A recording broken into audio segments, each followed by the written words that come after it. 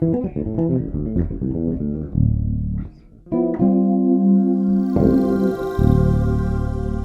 this lesson, we're going to take a look at a subject that doesn't get much attention, which is quartal harmony. So with that in mind, grab your bass and let's get started. The interval of a perfect fourth is powerful. After all, the bass is tuned in perfect fourths, E, A, D, G.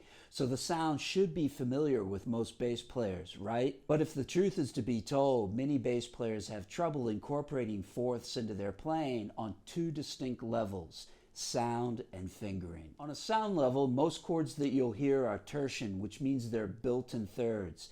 In popular music, triads and four-part chords are tertian structures.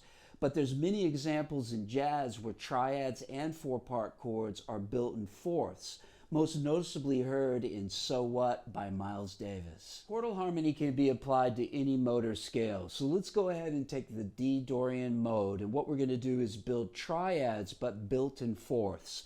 So it's going to go with the root 4 and flat 7, then the 2, 5 and the root, then the flat 3, 6 and the 9, then the 4, flat 7 and flat 3, then the 5, root and the 4, then the 6, 2 and the 5, and then the flat 7, flat 3 and 6. The outcome of this produces some very modern sounding melodies, which serves to break up the monotony of lines built in thirds.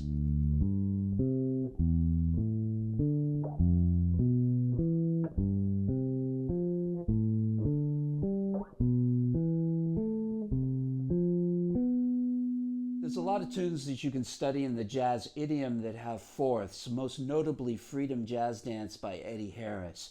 Fourths are also heard in a lot of compositions by people like Wayne Shorter, Herbie Hancock, McCoy Tyner, and also Joe Zawinul from Weather Report. Fingering difficulty lies in three main choices that are available to execute fourths. Those include barring,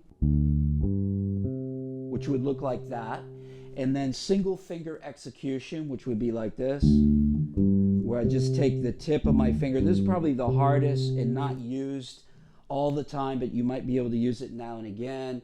And then split finger execution, where I'm doing this, like this, and splitting it between different fingers. So I have barring, single finger execution, and then split finger execution.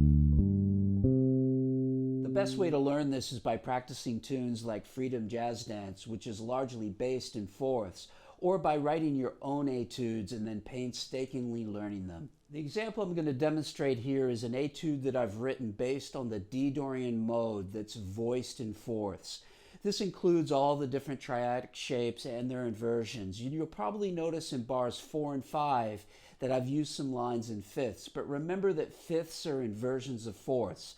This goes back to another lesson where I talk about the importance of knowing your intervals. You can catch up with that lesson right here.